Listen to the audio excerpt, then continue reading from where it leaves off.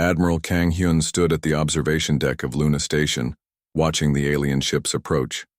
They moved like nothing he had ever seen before. Smooth and silent, they glided through space without any visible engines or exhaust trails. The largest ship was 10 times bigger than Earth's most powerful battleship. "Sir, they are requesting permission to dock," said Lieutenant Park Yuna from her station. Her voice carried a slight tremor. This was humanity's first real contact with alien life, and everyone knew it would change everything. Kang Hyun nodded slowly. "Grant them permission.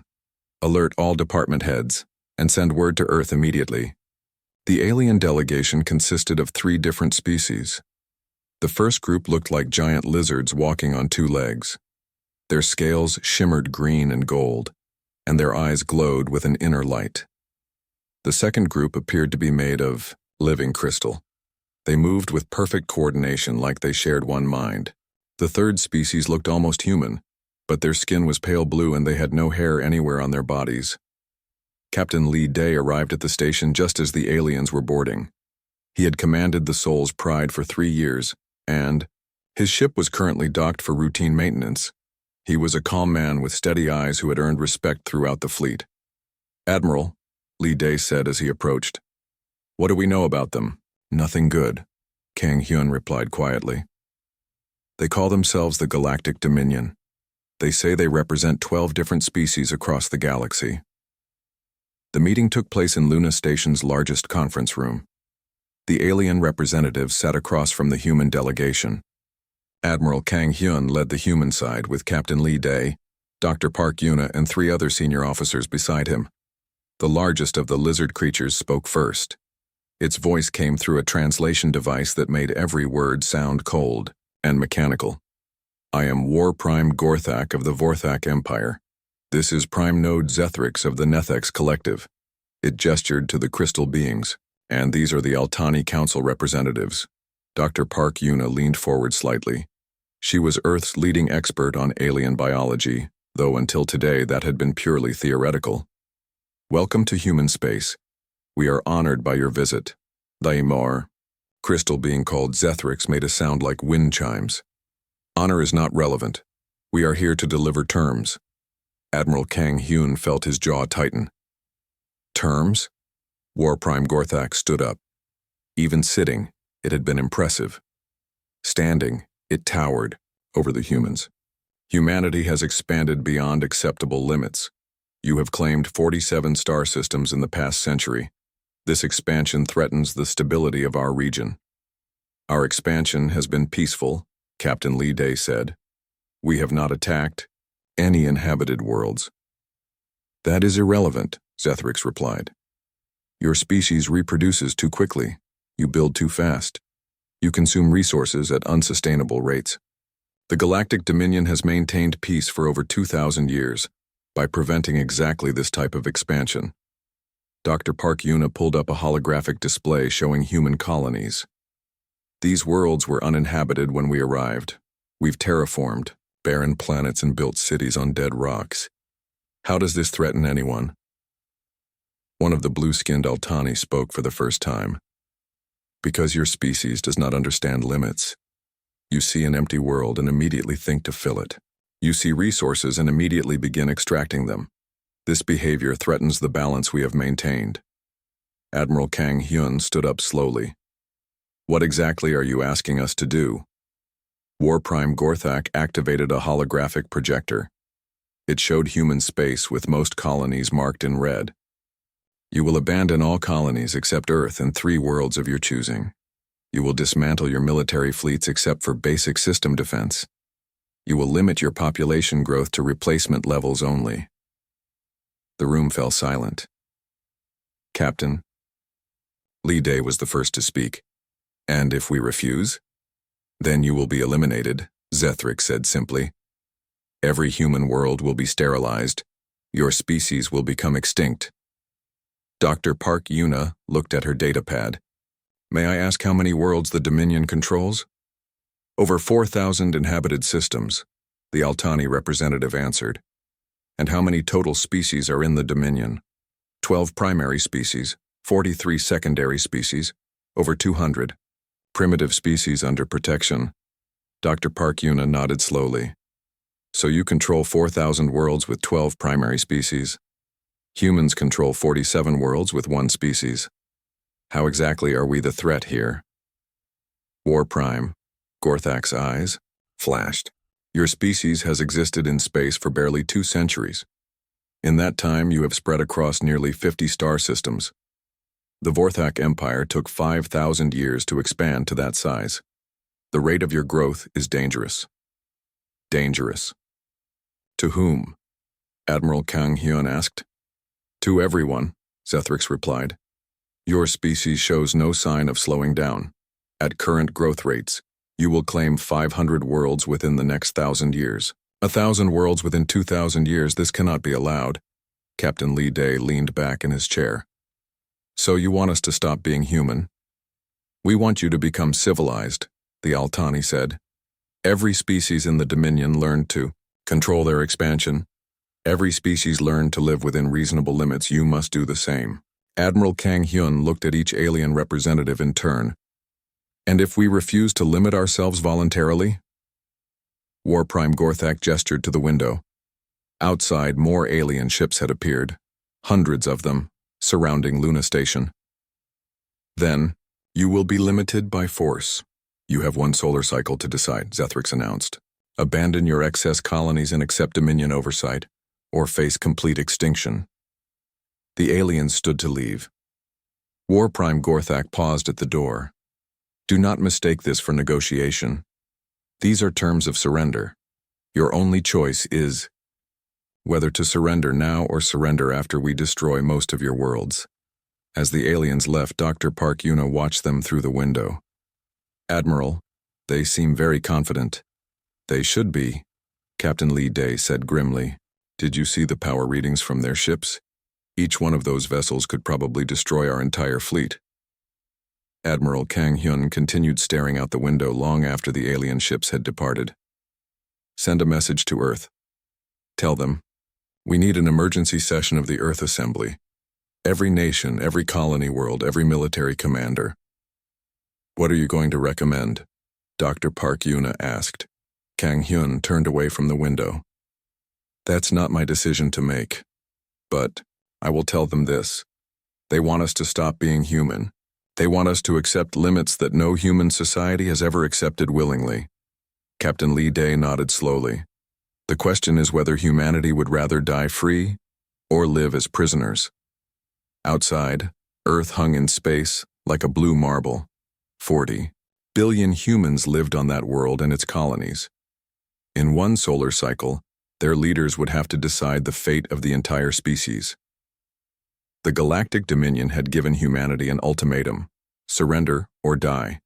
They had never encountered a species that might choose the second option.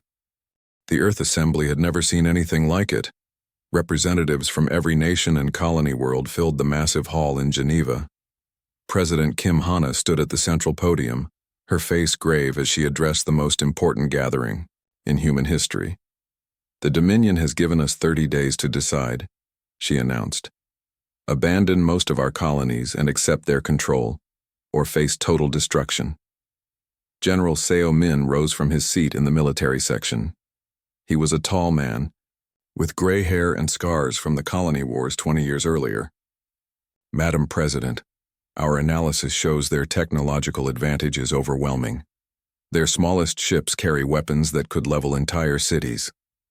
Ambassador Yoon Tae, humanity's chief diplomat, stood next. I have studied the recordings from Luna Station. These aliens have ruled their part of the galaxy for 2,000 years. They have never faced serious resistance. Perhaps we could negotiate better terms. What terms? Asked Governor Lim Hai, representing the outer colonies.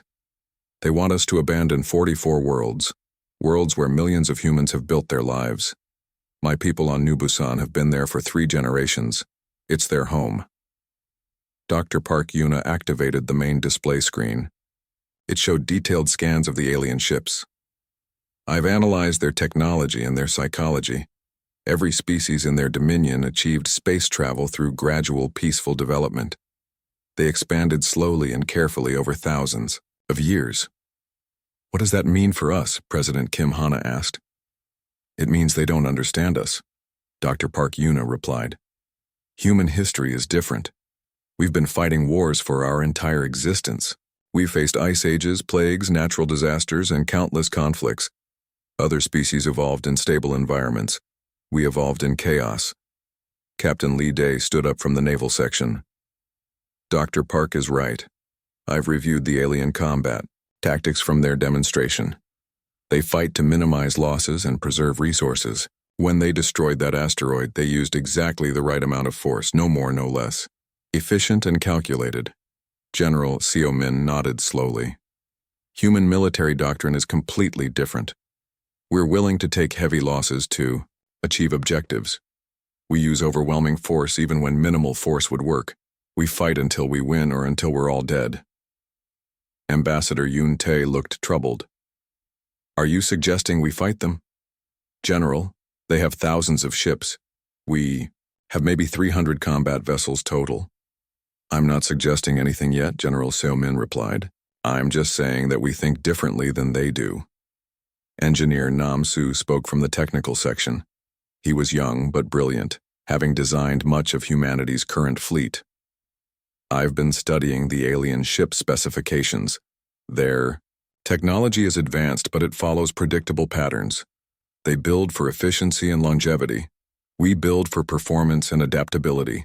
Explain that, President Kim Hana said. Their ships are designed to last for centuries with minimal maintenance. Our ships are designed to be upgraded, modified, and if necessary, replaced quickly. Their weapons are precise and controlled. Our weapons are designed for maximum damage and minimum time. Dr. Park Yuna pulled up more data. I've also noticed something about their psychology. They view war as a tool for maintaining order. For them, fighting should be quick and decisive. They've probably never encountered a species that would choose to fight a losing battle. Governor Lim Hai stood again. My people won't abandon their homes without a fight. New Busan has mineral deposits that took us decades to develop. We have factories, schools, hospitals. It's a real world with real lives. The same is true for all the colonies, said Representative Park Jin from the Kepler system. We've invested everything in building these worlds. If we abandon them, we're not just losing territory, we're losing our future. Captain Lee Day looked around the room. There's something else to consider. If we surrender now, what happens in 50 years when we've grown again? Or 100 years?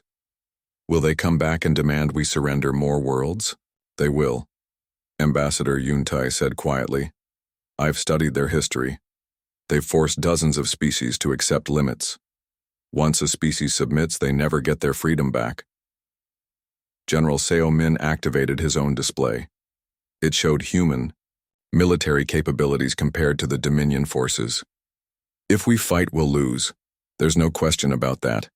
But we might hurt them badly enough that they decide we're not worth the cost. That's assuming they think like humans, Dr. Park Yuna said. But they might not. They might see any resistance as proof that we need to be completely destroyed. President Kim Hana looked at each section of the assembly. I need to hear from everyone. What are your recommendations? The colonial representative spoke first. Every single one said the same thing. Their people would not abandon their homes willingly. The military representatives were divided. Some wanted to fight. Others thought surrender was the only rational choice. The scientific community was split as well. Some believed humanity could develop better technology if given time. Others thought the gap was too large to overcome. Engineer Nam Soo stood up again. Madam President, I have a proposal. Give me access to any alien technology we can capture or salvage. Our ships are designed to be modified quickly. If I can integrate even small pieces of their technology into our systems, it might give us an edge. What kind of edge? General Seo Min asked. Speed, mostly, and unpredictability. Their weapons are more powerful, but they're also more complex. Our weapons are simpler and easier to mass produce. If we can make our ships faster and harder to track, we might be able to hurt them. Dr. Park Yuna nodded. There's also the psychological factor. They expect us to surrender or fight a conventional war. If we fight in ways they don't expect, it might give us an advantage. Ambassador Yun Tae shook his head. You're talking about guerrilla warfare against a galactic empire. Even if we could hurt them, they could always bring more ships. Maybe, Captain Lee Day said. But how many ships are they willing to lose to conquer one stubborn species? And how many other species in their empire might start getting ideas if they see us fighting back? President Kim Hana called for a recess. The representatives split into smaller groups, debating furiously. When they reconvened 6 hours later, the mood had changed. Governor Lim Hai spoke for the colonial representatives. We've made our decision. We won't abandon our worlds. If that means war, then we'll fight. General Seo Min stood for the military. The armed forces will follow whatever decision this assembly makes. But if we fight to win, not just to make a statement. Ambassador Yun Tae looked tired. The diplomatic corps recommends surrender. But we also understand that some things are more important than survival. President Kim Hana took a deep breath. Then we vote. All in favor of accepting the Dominion's terms? 12 hands went up out of nearly 300 representatives, all in favor of rejecting their ultimatum. The rest of the hands rose. It wasn't even close. President Kim Hana nodded slowly. Then it's decided. We tell them no. In deep space, the Dominion fleet waited for humanity's answer. They had never received any reply except surrender from a species facing extinction.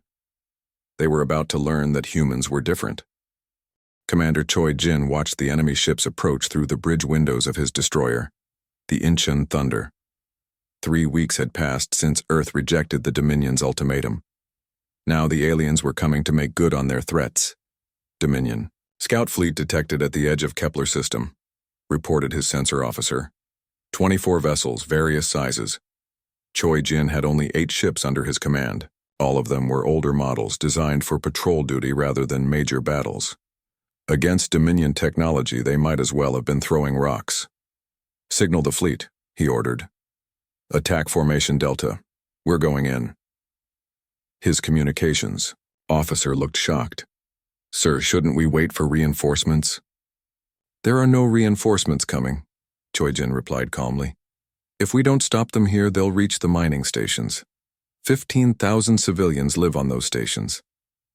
The human ships accelerated toward the alien fleet. Captain Lee Day had shared everything he learned from studying Dominion tactics. The aliens preferred long-range combat where their superior weapons gave them the biggest advantage. They avoided close combat and ship-to-ship ramming. Enemy vessels are charging weapons, his tactical officer announced. They're maintaining distance and forming a battle line. Perfect, Choi Jin said. That's exactly what we want them to do. All ships execute ramming speed. Target their largest vessel. The Dominion commander could not believe what he was seeing. The primitive human ships were accelerating directly toward his fleet, making no attempt to use defensive formations or maintain safe distances. Are their navigation systems malfunctioning? Asked his second in command. No, the commander replied slowly. I think they're actually trying to ram us. The aliens opened fire at maximum range. Their energy weapons were precise and powerful, designed to disable enemy ships with minimal damage to valuable technology. 3 human ships took direct hits and suffered severe damage, but they kept coming. Why aren't they retreating? The Dominion commander wondered aloud. Commander Choi Jin felt the Incheon Thunder shudder as alien weapons tore into her hull. Half his crew was already dead or wounded, but the ship's engines still functioned.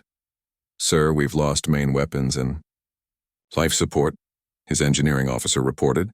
Hull breach on deck 3. Seal what you can and keep the engines running, Choi Jin ordered. We're almost in range. The human destroyer slammed into the side of a Dominion cruiser at full speed. Both ships exploded in a ball of plasma and metal. The alien commander watched in horror as 2 more human vessels repeated the same suicidal attack. Pull back, he ordered his fleet. Maintain maximum distance. But the humans had anticipated this response. While the larger ships drew attention with their ramming attacks, smaller human fighters had used the distraction to get close to the alien formation. They unleashed everything they had at point-blank range. Captain Lee Day arrived with the soul's pride, just as the battle reached its climax. He saw immediately what Commander Choi Jin had accomplished. The aliens were confused and disorganized, trying to retreat while dealing with human fighters attacking from all directions. All weapons, fire at will, Lee Day commanded. Target, their command ship. The Soul's Pride had been upgraded with some of Engineer Nam Su's modifications. Her weapons weren't as powerful as alien technology, but they fired faster and used less energy. Lee Day ordered continuous fire, overwhelming the alien shields through sheer volume. The Dominion scout fleet retreated after losing 8 ships. They had never faced an enemy that would deliberately destroy their own vessels to achieve tactical objectives. Their combat protocols had no response to such tactics. Dr. Park Yuna studied the battle recordings from her position on Luna Station. The aliens lost 1/3 of their force, she reported to Admiral Kang Hyun. But they're not used to taking casualties at all. Look at how they pulled back the moment we started ramming their ships. What does that tell us? Admiral Kang Hyun asked. They think of their ships and crews as valuable resources to be preserved. We think of them as tools to be used. When we proved we were willing to sacrifice everything for tactical advantage, they couldn't adapt. Admiral Kang Hyun nodded slowly. Send this analysis to all fleet commanders. We need to understand their psychology if we're going to have any chance. On the Dominion flagship, War Prime Gorthak studied the same battle recordings. How many casualties did the humans take? Approximately 60% of their forces were destroyed or severely damaged, his tactical officer replied. And they consider this a victory? Apparently, yes. Their communications indicate they believe they succeeded because they drove us away from the civilian stations. Gorthak's eyes flashed with anger. They value territory more than lives. They would rather die than retreat. This is not rational behavior. Prime Node Zethrix materialized on the bridge. Our calculations did not account for suicidal tactics. We must adjust our strategy. How do we fight an enemy that doesn't fear death? Gorthak asked. We destroy them quickly and completely, Zethrix replied. No prolonged battles, no opportunities. For desperate tactics, overwhelming force applied immediately. But the Dominion leaders were making the same mistake that many others had made throughout human history. They thought the problem was human recklessness. They didn't understand that human tactics weren't suicidal at all. They were calculated risks, taken by people who understood that some things were worth dying for. Engineer Nam Su worked frantically, in his lab on Luna Station. The battle at Kepler had given him access to wreckage from both human and alien ships. He was learning how Dominion technology worked and how it could be defeated. Their shields are incredibly strong against energy. Weapons, he reported to Captain Lee Day. But they're not designed to handle kinetic impacts at high velocity. That's why the ramming attacks worked. Can we build weapons that exploit this weakness? Lee Day asked. I'm working on it, Nam Su replied. But I need more time and more resources. Meanwhile, Governor Lim Hai was turning New Busan into a fortress. The mining equipment that had built the colony was being converted into weapons. If the Dominion wanted her world, they would have to fight for every city and every factory. The Battle of Kepler was just the beginning. Both sides were learning about each other, but the Dominion was learning something that disturbed them deeply. Humans didn't just fight to win. They fought as if defeat meant something worse than death. They fought as if freedom was worth any sacrifice. The scouts who survived the battle carried this message back to the main Dominion fleet. These humans were unlike any enemy they had ever faced. They would need to be completely destroyed, because they would never surrender. But destroying humanity was going to cost far more than anyone in the Dominion had imagined. 6 months into the war, Terra Nova was dying. The Dominion had surrounded the heavily populated colony world with over 200 ships. General Seo Min stood in the command bunker deep beneath New Seoul, the planet's capital city, watching the bombardment tear apart everything humans had built. Sir, the orbital defense platforms are gone, reported Colonel Kim Woo. The enemy has complete control of space around the planet. General Seo Min studied the tactical display. 3 million humans lived on Terra Nova. The Dominion could have destroyed the entire planet from orbit, but they wanted to capture the world intact. That meant ground invasion, And ground fighting was something humans understood very well. "Let them come," he said quietly. "This is where we make our stand." The alien landing craft began descending through the atmosphere. Vorthak warriors, Netheks, combat units, and Altani shock troops prepared for what they expected to be a quick occupation of a defeated world. They had never fought humans on the ground before. Captain Lee Day watched the invasion begin from the bridge of the Soul's Pride, hidden in the asteroid belt beyond Terra Nova's moons. His ship had been rebuilt and upgraded 3 times since the war started. Engineer Nam Su's improvements made it faster and deadlier, but still no match for a full Dominion battle fleet. Signal from Admiral Kang Hyun, his communications officer, reported. "Operation Ghost Strike is approved. We have permission to begin hit-and-run attacks on their supply lines." Lee Day smiled grimly. "Excellent. Plot a course for the enemy logistics vessels. We're going hunting." The Soul's Pride and 12 other human ships began attacking Dominion supply convoys throughout the system. They would appear without warning, destroy what they could, and disappear before enemy reinforcements arrived. It was exactly the kind of chaotic, unpredictable warfare that the aliens couldn't handle. On Terra Nova's surface, the fighting was brutal. General Seo Min had turned every city into a fortress. Human soldiers fought from buildings, sewers, and underground tunnels. They used tactics that horrified the Dominion forces: booby traps, suicide attacks, and the deliberate destruction of anything that might be useful to the enemy. "They're destroying their own infrastructure," reported the Vorthak ground commander. "Their factories, power plants, everything. Why would they do this?" War Prime Gorthak studied the reports from the surface. Human resistance was fiercer than anything the Dominion had encountered. They would rather rule over ruins than let us have their world intact. The siege of Terra Nova lasted 8 months. By the end, the planet's cities were destroyed, and most of its 3 million inhabitants were dead. But the Dominion had paid a terrible price. They lost over 40 ships and thousands of ground troops, capturing a world that was no longer worth having. Dr. Park Yuna analyzed the battle from her new position as Chief Intelligence Officer. "The aliens are learning to expect heavy casualties when fighting us," she reported to the War Council. "But they're also getting angry. Their next attacks will be even more destructive." She was right. Commander Choi Jin discovered this during the defense of the Kepler mining stations. The Dominion fleet that attacked his position didn't bother with precision strikes or attempts to capture facilities intact. They simply destroyed everything. "They're changing their tactics," Choi Jin reported after evacuating the survivors. "No more attempts to preserve infrastructure or minimize damage. They want to hurt us so badly that other worlds will surrender rather than fight." But the Dominion leaders still didn't understand human psychology. The destruction of Terra Nova and the Kepler stations didn't make other human worlds surrender. It made them angrier and more determined to fight. Engineer Nam Su achieved a breakthrough during the Terra Nova siege. Working with salvaged alien technology and desperate necessity, he developed the first true human-alien hybrid weapons.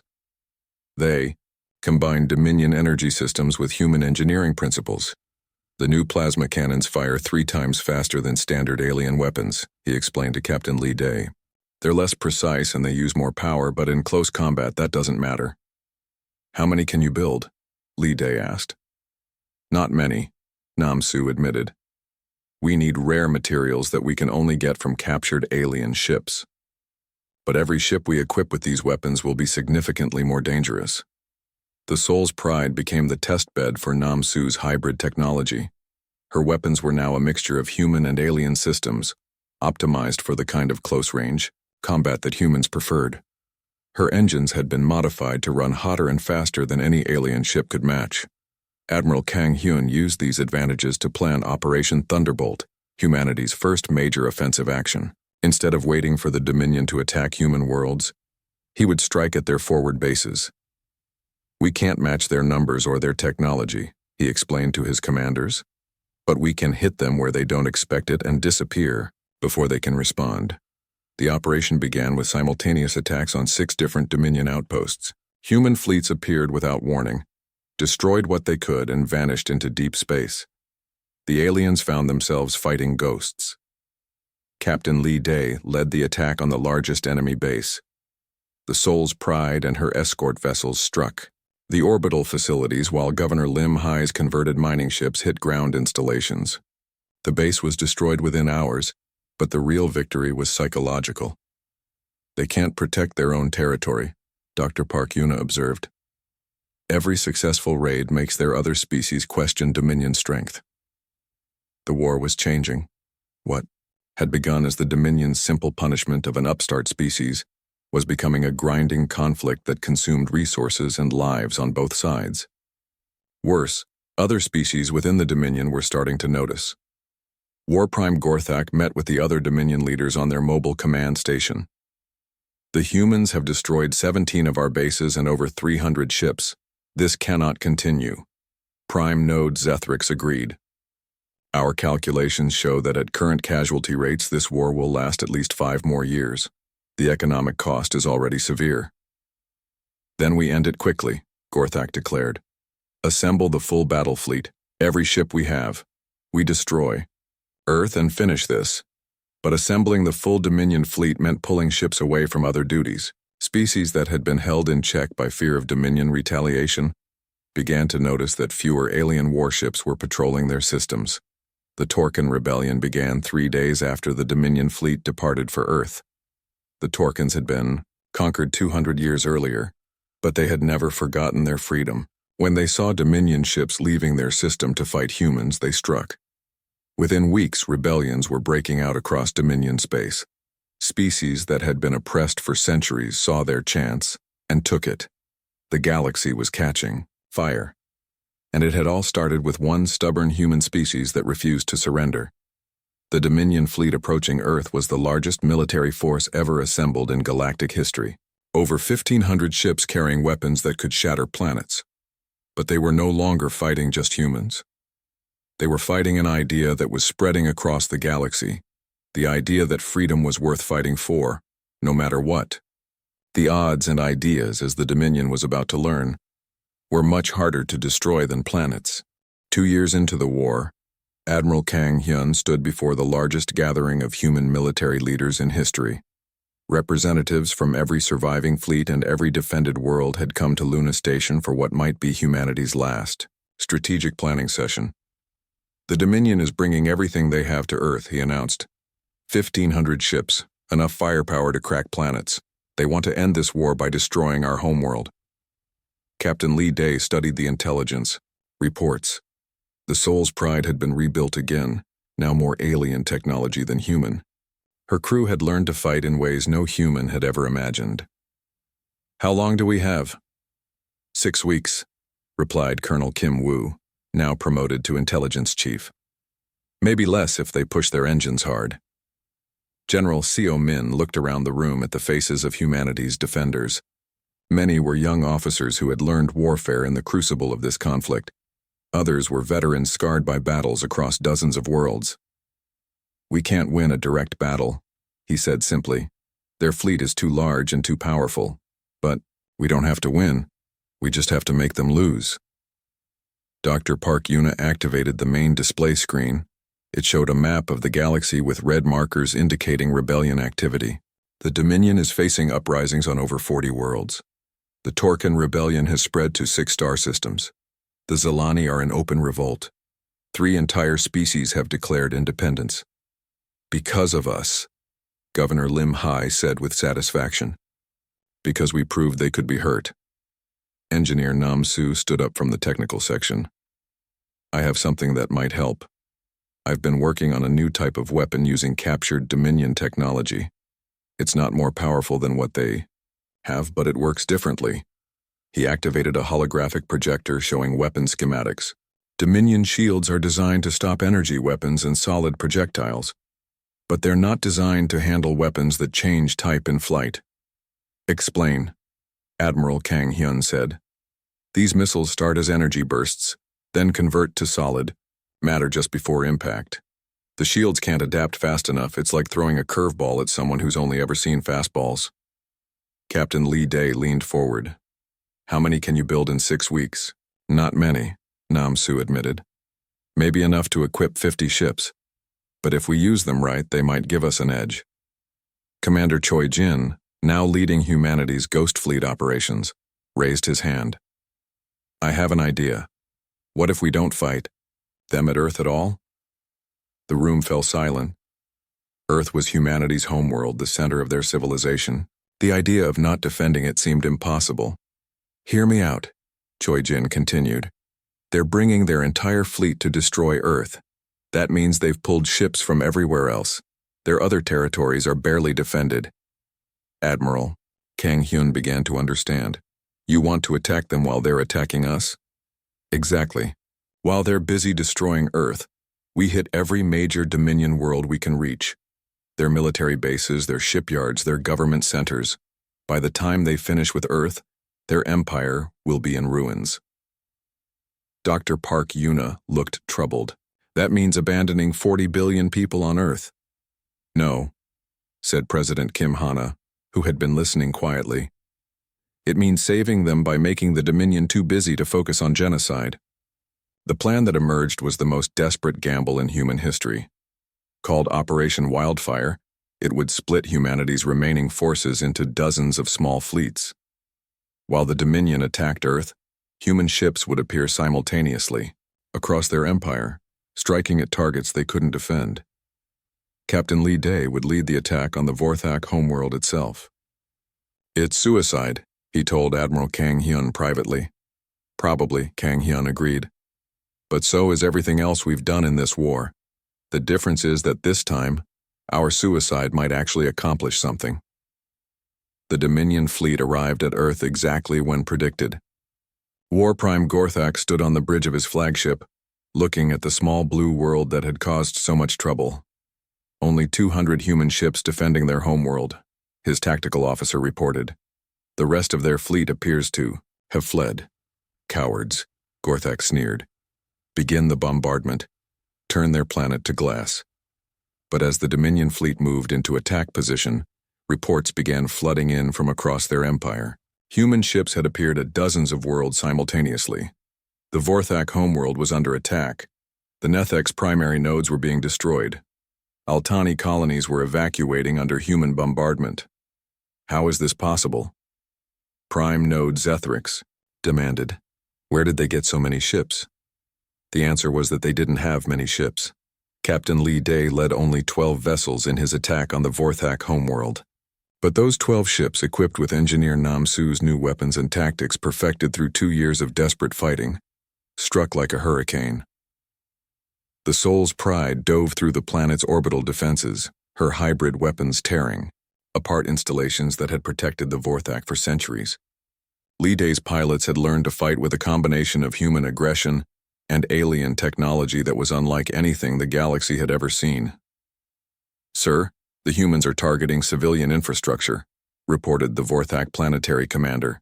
They're destroying our power plants, communication centers, transportation hubs. War Prime Gorthak received similar reports from 40 different worlds. Humans were attacking everything that kept Dominion civilization functioning. They weren't trying to conquer territory. They were trying to cause maximum chaos and disruption. Recall the fleet, he ordered reluctantly. We have to defend our homeworlds. But what about Earth? His tactical officer asked. Gorthak looked at the small blue planet one more time. Earth will still be there later. Our empire is burning now. The Dominion fleet turned away from Earth just hours before beginning their final attack. It was the first time in their history that they had retreated from a battle they were certain to win. Commander Choi Jin's Ghost Fleet had struck the Dominion capital while their main forces were distracted. The seat of galactic government was in ruins, its leaders dead or fleeing. The bureaucracy that had held the empire together for 2,000 years had collapsed in a single day. Governor Lim Hai led the attack on Dominion shipyards, using converted mining equipment to destroy construction facilities that would take decades to replace. Her people fought with the fury of colonists, defending their homes, even though they were now the attackers.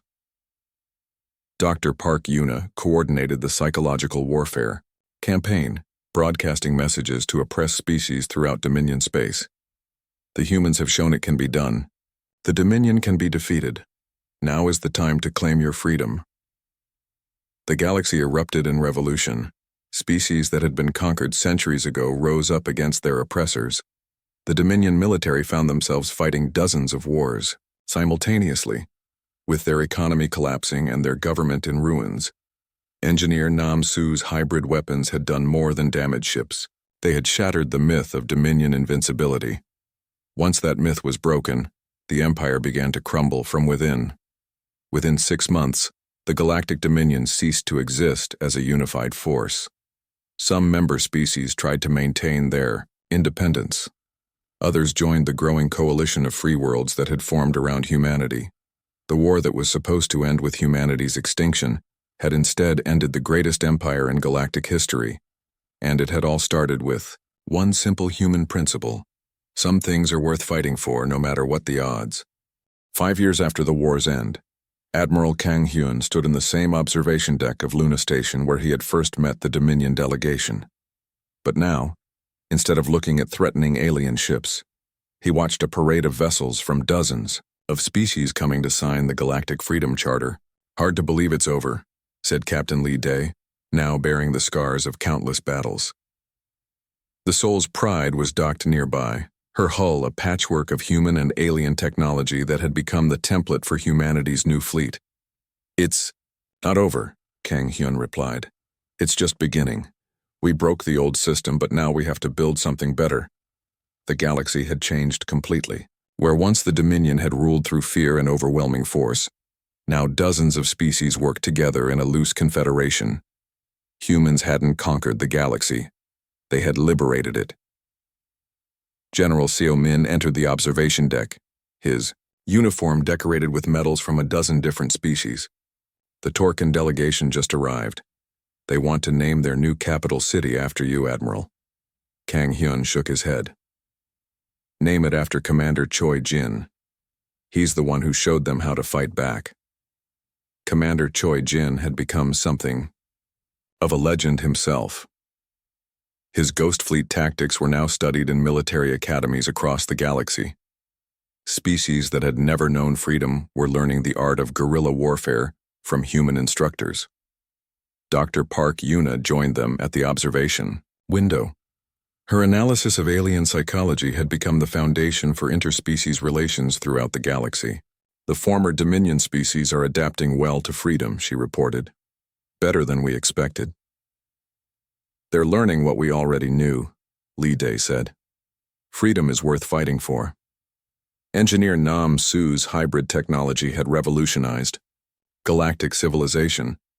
Ships that combined the best of human and alien engineering were exploring regions of space that had been forbidden under Dominion rule. New colonies were being established by species working together instead of competing. President Kim Hana arrived for the charter signing ceremony. She had led humanity through the darkest period in their history and emerged as one of the most respected leaders in the galaxy. "Any word from Governor Lim Hai?" she asked. "New Busan is thriving," Admiral Kang Hyun replied. "The mining operations she converted to weapons production are now building ships for the new galactic fleet. Her people have become some of the best military engineers in known space."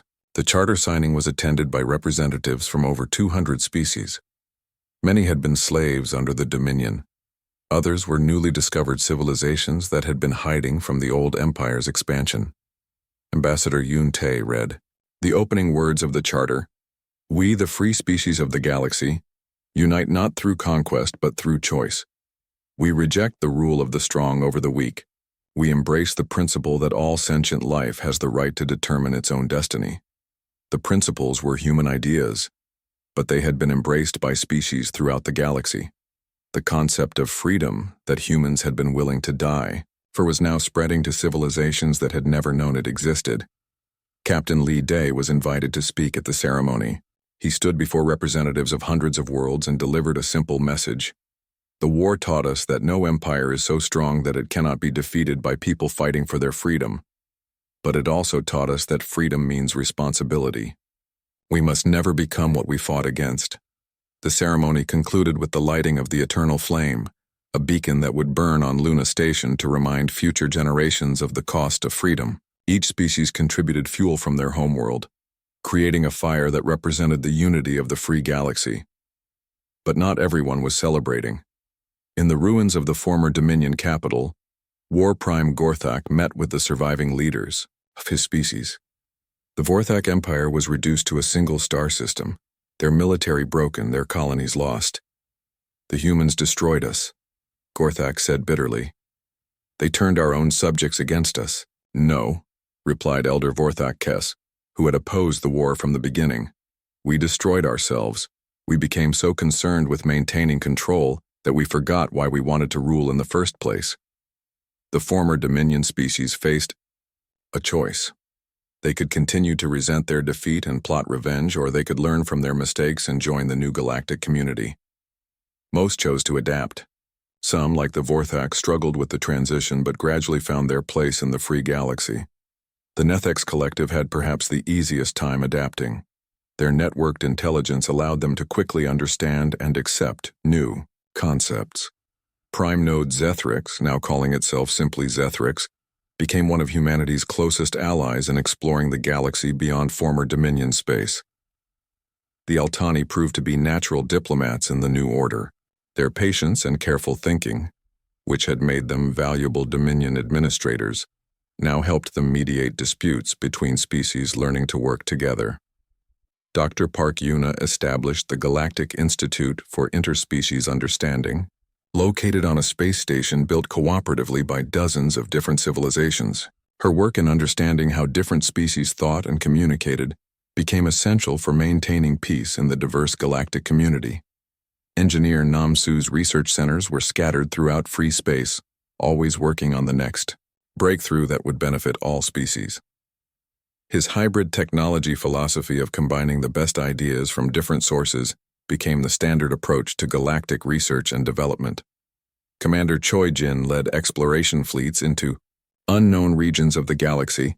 His ships carried not weapons of conquest but tools of discovery. They established first contact protocols based on respect and mutual benefit, rather than domination. Governor Lim Hai became the first human galactic governor, overseeing the integration of former Dominion worlds into the Free Confederation. Her experience building communities in harsh environments made her invaluable in helping species rebuild their civilizations. The Soul's pride was retired to a place of honor in the Sol system, but her design became the template for a new generation of exploration vessels, ships built with human durability, alien precision, and the hybrid technology that represented cooperation between species. 25 years after the war, children throughout the galaxy learned about the species that had refused to surrender, their freedom. Human became synonymous with stubborn courage and the willingness to sacrifice everything for principles. But the greatest legacy of the war wasn't military victory or technological advancement. It was the idea that spread from Earth to every corner of the galaxy, that freedom is not granted by the powerful to the weak, but is the birthright of every thinking being. Species that had been enslaved for millennia discovered they could choose their own path. Civilizations that had hidden from the Dominion emerged to join the galactic community. New worlds were explored and settled by voluntary expeditions rather than conquest fleets. Admiral Kang Hyun lived to see the 50th anniversary of first contact with the Dominion. By then, Luna Station had become the unofficial capital of free space, where species from thousands of worlds came to trade ideas and settle disputes peacefully. "Do you ever regret it?" asked a young human officer. "The war, I mean. All the people who died." Kang Hyun looked out at the ships from hundreds of different worlds, all flying flags of free nations instead of conquered territories. "I regret that it was necessary," he said finally, "but I don't regret that we chose to fight. Without that choice, none of this would exist." The war that was meant to end humanity had instead ended tyranny itself. The species that refused to kneel had taught the galaxy how to stand, and that lesson would echo through space and time, carried by the children of every free world, ensuring that the galaxy would never again bow to those who demanded surrender. The legend lived on, not in monuments or museums, but in the simple act of choosing freedom over safety, courage over comfort, and hope over despair. Humanity had become legendary, not because they were the strongest or the smartest, but because they had shown the galaxy what it meant to be truly free.